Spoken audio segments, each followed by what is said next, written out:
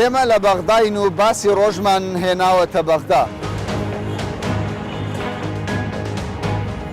بۆ مافەکانی خەڵکی کوردستان بە دوواداچوون دەکەی.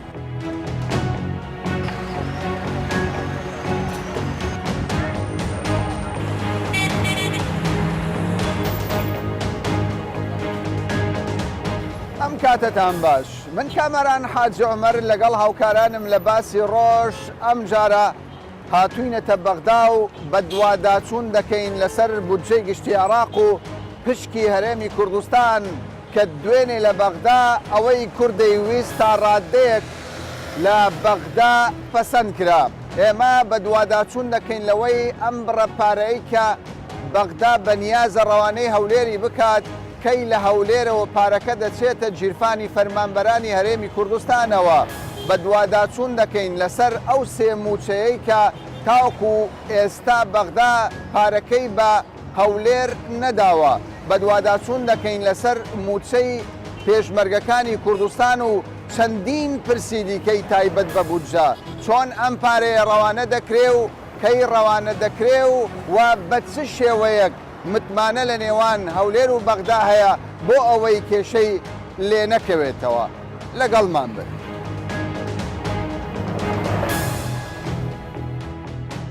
تۆکو کوردێک دوێنێ بودجێ گشتی عێراق پەسەند کراوە پشکی هەرێمی شتێدا پەسەند کرا. پێت باشە و پەسەندکردن؟ بەڵێ زۆر ینی بەڕاستی بۆ کورد بۆ لە شاری بەغا ینی پشگیریەکە بۆ کوردستان. ئێمە شانازیەکەین ئەگەر بودجێکمان هەبێ بۆ دوا ڕۆژمان. ئێمە سەحالێن هەتا پێش ماوەینەوە پێش نەمانەزانی ینی بودجەمان نەبوو. یەگەی ئەوە مەسەلەکە بوو ینی خۆتان لەوانی بزانن کێشەکە بەرەو ناخۆشتر ڕۆی بەس ئێستا باشتر لەخوا بەزاوە زاگە بەرەو باشیە ڕات ئینشاڵڵا بۆ ئایندا ئینشاڵڵا داواکارین لەخوای گەورە بۆ کورد. دوێنێ بودجێ عێراق پەسەند کرا چ زانیاریتان هەیە لەسەری؟ هیچ سوودێکی نییە. خۆی بودجەکە دابەش کراوە. هیچ سوودێکی بۆ هاوڵاتیان تێدا نییە. هەمووی بۆ خۆیان هەمووی لە نێو خۆیاندا دابەش کراوە. کەچی هاوڵاتیان هیچیان بۆ نامێنێت. بەشێکی بودجە بۆ خزمەتگوزاری دابین کراوە. تەنیا بەڵێن دەدەن هیچ شتێک جێبەجێ ناکەن.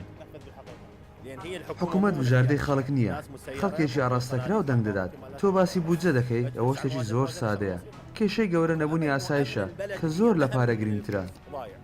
ئاسایش نییە؟ ئێوە دەبینن کە ئاسایش نییە. دەکری کەسێکی تەمان 17 ساڵان یەک گەڕک کۆنتترۆل بکات. لەم شوێنێک کە ئێستای لین سوپایەکی گەورەی لێیە کە سنتەری بەغدایە. ئایا هیچ وڵاتێک ترسی لە هەوڵاتیانی خۆی هەیە؟ کاکە بودجە زۆر ئاسانە. کاکە کێشەی بودجە زۆر سادەیە. پارە دێ و دەڕوات بەڵام مرۆڤ کە چوو ناگەڕێتەوە. هیوادارم ئەم ساڵێکی باش بێت. ڕێکەوتنی نێوان هەولێر و بەغدامان پێخۆشە. ئەو ڕێکەوتنت لا گرینگە؟ من کە لە کەرتی گەشتیاری کار دەکەم بۆ من زۆر گرنگە. بەرژەوەندیتان لەگەڵ هەرێمی کوردستان هەیە؟ بەڵێ زۆر بەرژەوەندیم هەیە. ئێمە چەندین گروپی گەشتیاریمان هەیە. سەقامگیری گرنگە هەبێت؟ بەڵێ بۆ کارەکەمان زۆر گرنگە بۆ کارەکەی من.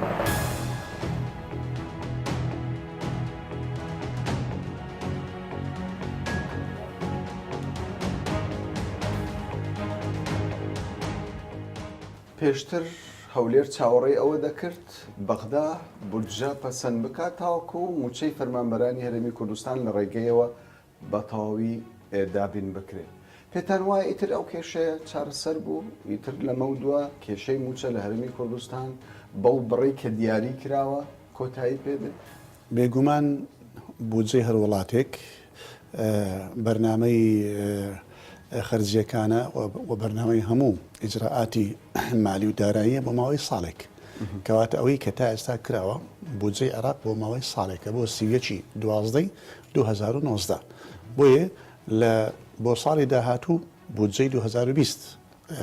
دروست دەکرێەوە تا دەدرێت بۆ 2019 ئەوە کرا کە بینیتان بەڵام نازانین ئەوە بەردەوام دەبێت بۆ 2020 بۆ داهاتوو یاننا کەوای خەڵکی کوردستان زۆر دڵخۆش نەبێت لەوەی کە بۆ ماوەیەکی درێژ بێت ئەو بودجێ وەکو لە سەدا حەفدەکەی ڕابردوو ناڵێم دڵخۆش نەبێ بەڵام وە نەزانن ئەمە کۆتایی هەموو شتێکە و دنیا شامی شەریفە نەخێر هەوڵێکی زۆری دەوێ و ڕێگاکە دوور و درێژە و خەباتی زۆری دەوێ مافی زۆرمان لێرە ماوە ئێمە توانیمان ئەوەی کە دەمانویست بۆ ئەم ساڵە بۆ 2019 وەدەستی بینین هەر هەموو دەست نەهێناوە بەڵام بەشێکی باشمەوە وەدەسێنا توانیمان لە یاسای بودجە بۆ ماوەی ساڵێک گوتم بەشێک لەو پارەیە بۆ هەرێمی کوردستان دابین بکەین و مسۆگەری بکەین لە بەرامبەر ئەوەی کە نەوت ڕۆژێ 250,000 بەرمیل بدرێ بە کۆمپانیای سۆمۆ و ئەگەر ئاڵۆزیەک کەوتە ئەو ئاڵوگۆڕە ئەگەر هەرێم ئەو نەوتە نەیتوانی بەو بڕایان بەو شێوەیە پێشکەش بکە ئەو کات ئەمە کار نەکاتە سەر موچەی فەرمانبەر و پێشمەرگە بڕێکی کەمیشە ئەو بڕە نییە کە ئێمە بەڕاستی تمۆحمان بووە دەمانویست بۆیە ناتوانم بڵێم بەم بڕە کە دێ لە بەغداوە ئیتر هەموو کێشەی دارایی و ئابووری و پرۆژەکانی هەرێمی کوردستان تەواو دەبێ یان پاشەکەوت نامێنێ پاشەکەوتە کورتێنان هەیە لەو بڕە پارەی کە ڕەوانەی هەولێر دەکرێت بێگومان ئەوەی کە با بڵێ مسۆگەر کراوە ئەم ساڵ کە بگاتە هەرێمی کوردستان 454 ملیار بۆ فەرمانبەر 68 ملیاریش بۆ پێشمەرگە دانراوە ئەمە لە کاتێکدا ئەمە بە جۆرەی ئەو ژمارەیە ئەو لیستەی کە لای بەغدا هەیە بۆ ژمارەی فەرمانبەر و بۆ ژمارەی پێشمەرگە دەنا ژمارەی حەقیقی ڕاستەقینە زۆر زیاترە لەو ژمارەیە کە ئەوان پارەکەیان بۆ داناوە بۆیە ناتوانم بڵێم ئەم برە پارەیە بەشی هەموو ئەوانە دەکات کە ئەمڕۆ لە کوردستاندا موچەخۆرن بە پێشمەرگە و بە فەرمانبەرەوە دەبێت حکوومەتی هەرێم دەبێت حکوومەتی هەرێم بۆ خۆی دابینی بکە و لە خۆشیەوە لە داهاتی خۆیەوە هەندێکی کەش باوێتە سەری بۆ ئەوەی پەش بکە بەو شێوەیە کە موچە بەردەوام بێ بەو شێوەیە کە ئێستا هەیە ئیتر نازانم ئەگەر حکوومەت هێرێم توانای هەبوو داهاتی دیکە پەیدا بکە کەمێک لە پاشەکەوتە هێشتا کەمتر بکاتەوە ئەمە شتێک نییە کە بڵێن زەمانەتی بدرێتێ باشە چۆن ئەم پرۆژەیە پەسەند کرا لە کاتێکدا پێشتر هەوڵێکی زۆر هەبوو قوتی خەڵکی کوردستان ببڕێ ئەم پرۆژەیە چۆن هاتە پەرلەمانی عێراق و چۆن ئەم لێک تێگەیشتنە هەبوو دەنگ لەسەر پشکی هەرێمی کوردستانش بێگومان هەنگاوەکان ئاسان نەبوو و کارەکان زۆر زەحمەت بوو بەڕاستی تا گەیشتە دوێنێ شەو دەوری سەعات 2:30 شەو اینجا کە مادەکە تێپەڕی اینجا هەناسەیەکمان وەرگرت و مان ئەوەی ئێمە ویستمان تاڕاریەکی باش دەرباز بوو. ئەوە یەکەم جار دەبێ ئەمە دام بۆ دابنین یەکەم جار لە دەرەوەی پەرلەمان ئەو کارەکرا. تۆر سەبارەت بە متمانە کەی ئەم بودجەیە بۆ هەرێمی کوردستان سەرف دەکرێت پارەکەی ڕەوانە دەکرێت چ گرنتێک هەیە لە ماوەیەکی کەمدا حکوومەتی عێراق پابەند نەبێت بە بڕیارەکەیان هەڵی وەشێنێت هەر لە یاسای بودجەکە دەهاتووە مادەیەک دەڵێ ئەم یاسایە لە یەکەوە کاری پێ دەکرێت کەواتە یەکی 2019 کاری پێ دەکرێت بۆیە ئەمە بۆ مانجی یەک ئەو بڕەپارەیە دێ و بە دواوەشەوە مانجی 2 و هەتا مانجی 12 ئەگەر حکوومەت پابەند نەبوو ئێمە دەتوانین بە پێی یاسا کە لە یاسا دەجی کراوە لە دادگای فیدراڵی شکاتی لێ بکەین و ئیلزامی بکەین بۆ ئەوەی برێرێ لە دوای ڕێفراندۆم هەندێک جار لەلایەن فراکسیۆنەکانی کوردی قسەی وا جێبیست دەبووین کە تەنانەت فرۆشتی نەوتی کوردستانیش ڕادستی حکوومەتی بەغدا بکرێت پێش چەند ڕۆژێک کۆبوونەوەکمان کرد بە هەموو ئەندامانی فراکسیۆنە کوردستانیەکان و لەم کۆبوونەوە فراوانە باسی هەموو شتێک کرا بەڕاستی گوتبان ئەمە بەرگری نییە لە حکوومەت هەرێمی کوردستان بەرگری نییە لە پارتی و لە یەکێتی و لە گۆڕان مەسەلە حزبی نییە ئەگەر مەسەلە حزبی بێ هەر فراکسیۆن تایبەتمەندی خۆی هەیە ئیلتزاماتی حزبی خۆی هەیە ئەمە مەسەلەیەکی نەتەوەییە مەسەلەیەکی نیشتیمانیە مەسەلەیەکی کوردستانیە لەوانەیە ئەمە موچە بێ ئەوەی کە موچەوە دەگرێت گۆڕانە یەکێتیە پارتیە خەڵکی دیکەیە بێلایەنە هەژارە فەقیرە منداڵە یەتیمە بێباوکە شەهیدە خانەوادەی شەهیدە وەردەگرێت بۆیە ئەمە ئەمانەتێکی گەورەی بەسەر هەموو لایەکمان و لێرە و لەوێ شتێکمان دەبیست لە سەرتاوە کە هەل ناو فراکسیۆنە کوردستانەکە شتێکمان دەبیست کە دەبێ ئەو نەوتە بێ دەبێ ئێمە زەمانەتی ئەوە بکەین نەوت دەبێ بدرێ بە بەغدا دەبێت لە هەولێر نەمێنێ لە پاشان ئێمە ئەگەر وا بخین ئەو پارەیە بێتە دەست حکوومەتی هەرێمی کوردستان زەمانەت چیە کە حکوومەتی هەرێمی کوردستان ئەم پارەی دابەش دەکات دیسان نیوەی دیسان واناکە تر بەڵام وردە لە خلال دانیشتەکانمان لە خلال چاو پێکەوتنەکان لە خلال لێک نزیک بوونەوەمان لە کۆتاییدا دەڵێم لە قۆناغی دووەمی کۆتایی کە ئیش بکرێت لەسەر بودجە هەموو فراکسیۆنەکان هەر حوت فراکسیۆنەکە کۆدەک بووین لەسەر ئەوە کە پێویستە هەمومان بەرگری لە موچەی فەرمانبەر و پێشمەرگە بکەین.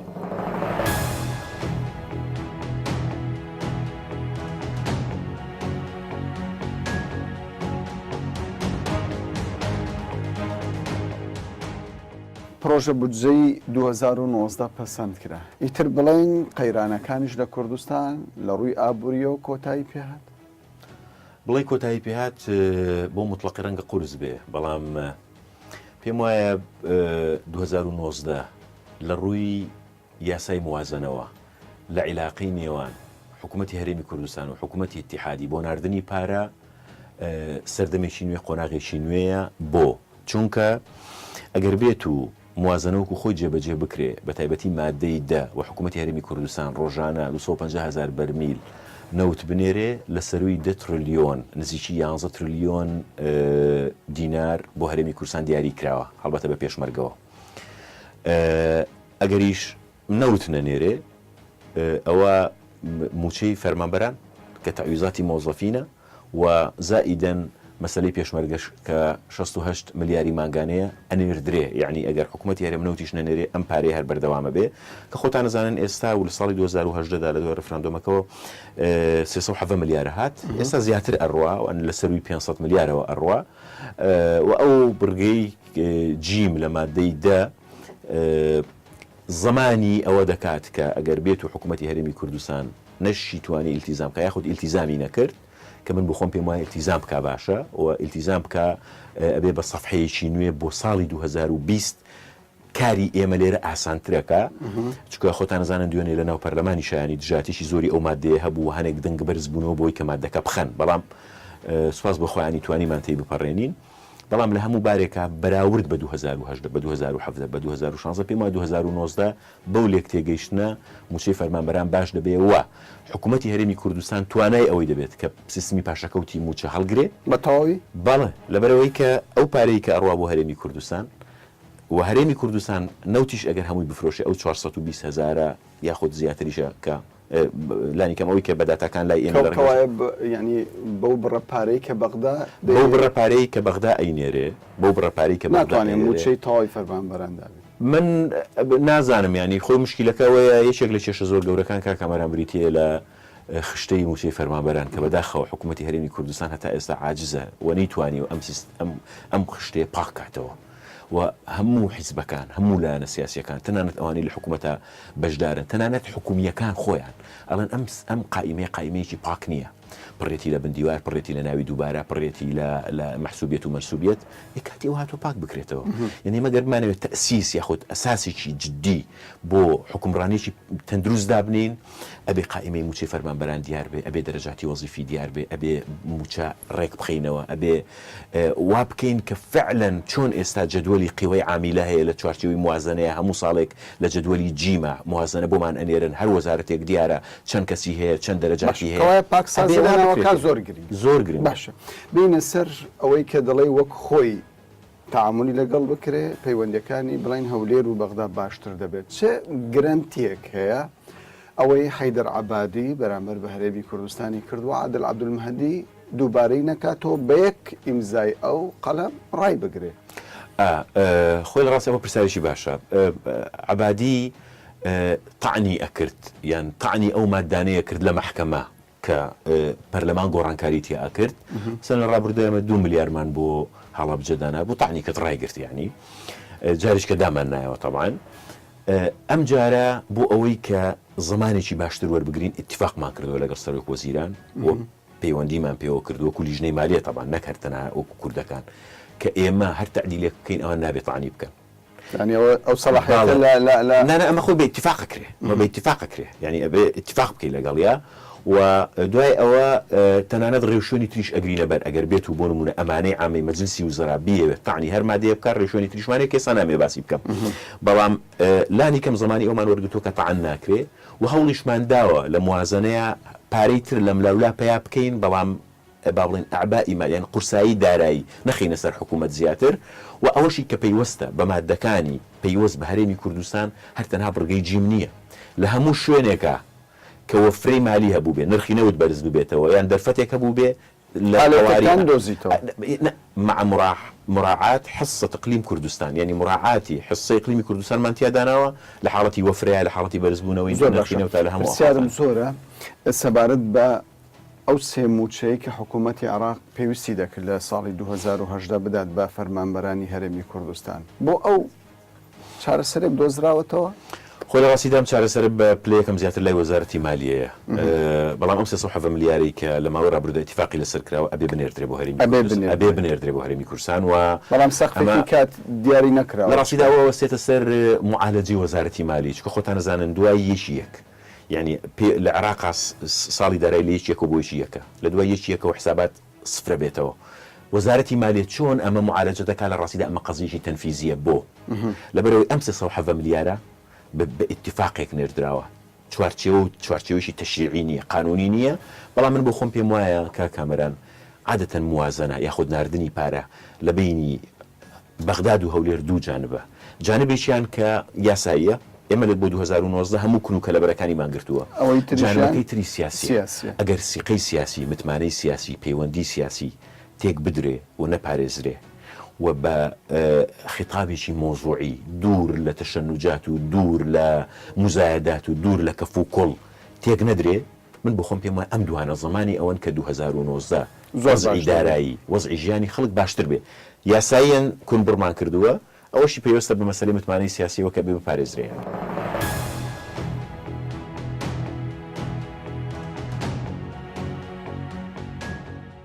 پێمان بڵێ ئەو ڕێکەوتنە چۆن دروست بوو بله حقیقت ابروکە ڕۆژا 24 ئەز لێرێ وەک سەرروکە لجنا دارایی مەشغول کردی ئەو بجەمە وەرگرتومە تەفاسیلێت وێ بەند خواندن و مەزانی کیش بەند مەجال تێدا هەیە ئەم کاری سەر بکەین و تشتێکی بدەستخۆ ببینیم بۆ خەلکێمە لە هەرێما کوردستانێ و ئەو خەلکێ ئەم بڕێ کردین وێرێ و باوەری دایەمە ما سوز دابیوان کو ئەم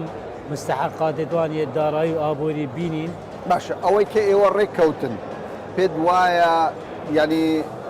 لە تەواوی خزمەتی خەڵکی کوردستانە چووکە پێشتر لە 170 بوو ئێستا لە 12.67 دابەزیوە ئەم هاتین سەروەزعێکی خراپدا و بۆ جێت کێم کرین گەلێک نەفقاتێ سیادیە زێدە کرین ئەو حسەتا نەفقاتێت حاکم نەتهاتە هەناردن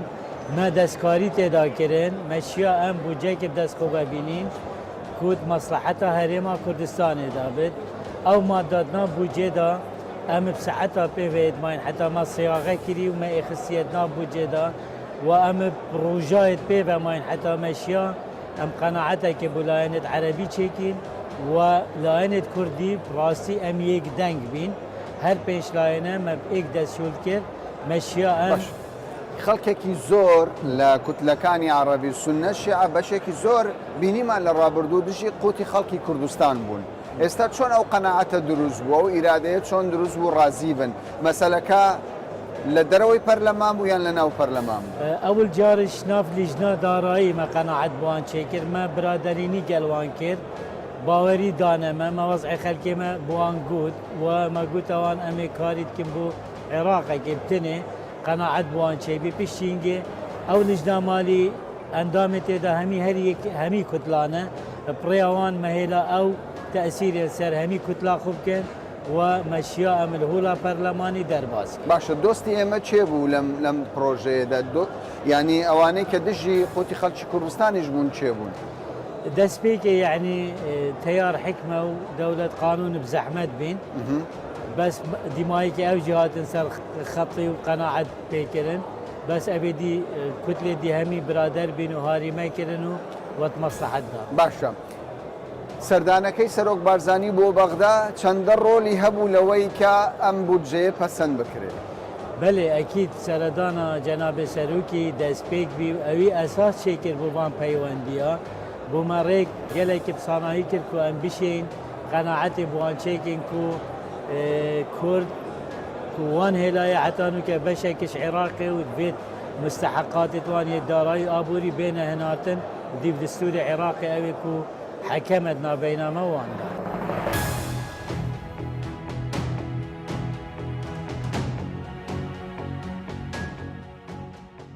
ئێوەمان بینی لە کۆبنەوەی لژنەی دارایی و تەنانەت لە جەرسەی پەرلەمانیش هەرچەندە ئێوە پەرلەمانتاری پێشووی عێراقن بەڵام پێم باش بوو بزانم بە چ سفێتێک ئێوە بەشداریتان. زۆر سپاس. ئێمە بە فەرمانی جەنابی سەرۆک ڕاست پێدراین لە ماوەی ڕابردووە کە متابعی مەلەفی موازنە و بە تایبەتی پشکی کورد لە موازنە بکەین لەگەڵ برای بەڕێزم دکتۆر ئومێد و لەو فترەی ڕابردووە ئێمە سەردانی بەغدامان کردو بۆ زۆر مەلەفی تر و یەکێک لەوانە موازنە بۆ دیداری سیاسی لە ئاستی زۆر باڵایە لە هەموو زەعاماتی عێراق و کورد لە سیاسیەکانمان بینیوە و بۆ ئەوەی کۆتایی موازنەش پێشەوەی با بڵێن پشکی کورد تەواوێک لای بکرێتەوە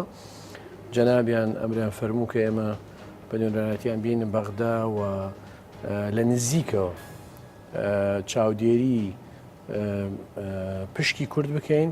و بەرگری لە پشکی کورد بکەین. پێشتر ڕێکەوتنی کرابوو لە ڕووی مەبدەئیەوە وەستم لە نێوان بارزانی و عادل عەبدولمەهدی. ئەزانی سەردانەکەی جەنابی سەرۆک بۆ بەغدا کە من خۆم ئەندامێکی شان دەکەبووم سەردانێکی مێژووی بووە و پێشوازیکردنەکە لە جەنابیان وەکو نەک تەنها سەرۆکی حیزبێک بەڵکو مەرجەعێکی کوردی و تەنانەت وەکو سەرۆکی وڵاتێکی تر پێشوازی لێکراوە زۆر پرۆتۆکۆلی و زۆر شاهانە بووە و ڕنگدانەوەی ئەوەی ئێستا ئەبینین ڕنگدانەوەی ئەو کەش و هەوا سیاسیە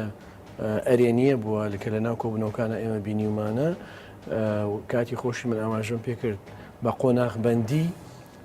ڕنگدانەوەی بێ لەسەر بارودۆخی کەرکووک ناوچە کوردستانەکان و یەکێک لەو خاڵانەی کە زۆر گرنگە ئێستا بە پێی بڕگەی بە لە مادەیدا کەوایە پێش ئەوی بینە سەر بەرگەی با لێک تێگەیشتنێک هەبوو ئەکیت بەڵێ باشە بڕگەی با چی داڵێ بەڵێ لە بڕگەی با بۆ نمونە پێشمەرگە دایمەن پێشمەرگە تەنها باسی موچەی بۆ کرا بەڵام ئێستا بە پێی ئەم قانونە پێشمەرگە بەشێکە لە وەزارەتی بەرگری عێراقی کە وەزارەتێکی سیادیە و ئەمەش هەنگاوێکە با بڵێن چوونە پێشەوەیکی زۆر باشە تەنیا لە ڕووی داراییەوە پێشمەرگە و حیسابەی بۆ دەکڕێە خود ڕووی ئەزانی هەنگاوی یەکەمەوە کە تەخسیساتەکانی بۆ دەدانراوە و ڕەبتی بە هیچ بابەتێکی ترەوە نیە ئەمە هەنگاوێکی باشە و بینیمان بەڕێز عادل عەبدولمەهدی تەنانەت لەو تیمەی کە هەیەی بۆ پێشوازی لە میوانە فەرمیەکان هێزی پێشمەرگەشی تێدایە ئەمەش ڕێز و تەقدیرێکە بۆ هێزی پێشمەرگەکە بەڵام کاک مەسعود ببوورە ینی 68 ملیار دینار بۆ پێشمەرگە ینی هەرێکی یەکجار کەمە بە بەراورد بۆ هێزی کە هەیە بەڵێ خۆی ڕاستە بەڵام لە دوای ئەمە پێویست بەواکات کە هێزی پێشمەرگی کوردستان ئەوش پێویستی بە هەمانگی زیاترە پێویستی بە ئەوەی بۆی ساڵی 2019 هەردوو حکوومەتی هەرێم و عێراق لە زۆر بابەتە هەمانگی بکەن نەک تەنها تەخسیساتی مالی بێ پارە بێ بەڵکو تەسلیحی تێدا بێت تەدریجی بی تێدا بێت دەورات هەیە بۆ زوباتی عێراقی ممکنە لە دەرەوە ئەبێ هێزی پێشمەرگی تێدا بێ هەرچەندە ئەوە قەیرانەکانی کوردستان وەکو باسی دەوە دەکرێت لە ڕووی ئابووری و چارەسەر ناکە بەڵام ئەمە بە دەستکەوت دادنرێ بۆ کورد لە بەغدا وەکو دەستکەوت من ناوی لێ نارێم دەستکەوت ئەمە شایستەیەکی دەستوریە و حکوومەتەکانی پێشووی عێراق تێکەڵیان کردبوو بە بابەتە سیاسیەکان وەکو کارتێکی فشار دژی خەڵکی هەرێمی کوردستان بەکاریان نەهێنا ئێستا مافی کوردراوە ینی پێشتر لە 170 بوو بەڵام کەمتر بووتەوە دەتوانین بڵێن وەکو ڕێژە ئێمە پێ رازینین و بۆیش هەڵوێستمان وا بوو کە پێویستە ئامار لە عێراقدا بکرێ ئەو جاڕێژەکە دیاری بکرێ بەپێی ئەو لیستانەی کە هەیە لە وەزارەتی دارایی عێراق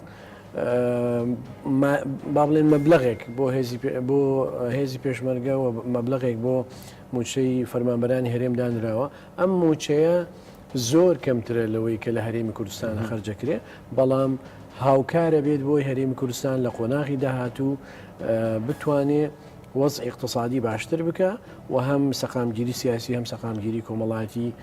بتەوتر بکە لە هەرێمی کوردستان و طبعاً پێویستیشمان بەوە هەیە کە لە هەرێمی کوردستانە خۆشمان ئیش لەسەرەوە بکەین هەندێک چاکسازی ئەنجامی بدەین لە پێش هەمویانەوە قانونی چاکسازی تەقاعودیە کە ئینسافێک ئەگەڕێنێتەوە بۆ هەموو چین و توێژەکانی کۆمەلگای کوردی. دوای سەردانەکەی سەرۆک بارزانی بۆ بەغدا و هەوڵی فراکسیۆنە کوردستانیەکان لە نێو پەرلەمانی عێراق تواندرا بەشێک لە داخوازی خەڵکی کوردستان لە بودجەی گشتی 2019 عێراق پەسەند بکرێت. لەگەڵ ئەوەشدا وەکو بەشێک لە پەرلەمانتارانی کوردستانی لە پەرلەمانی عێراق باسی لێوە دەکەن ئەمە نابێتە هۆی کۆتایهێنان بە قەیرانە ئابوووریەکان و پێدانی موچە خۆران لە هەرێمی کوردستان بە شێوەیەکی لە سەداسەد. ئێستا تۆپەکە لە گۆڕەپانی حکوومەتی هەرێمی کوردستانە تاوەکو پەرە بە پەیوەندیەکانی لەگەڵ بەغدا بدات و دواتریش چارەسەری جددی بۆ کێشەی موچە خۆران و فەرمانبەران لە هەرێمی کوردستان بدۆزێتەوە. تا باسێکی دیکە و بابەتێکی دیکە بەخواتان دەستپێن.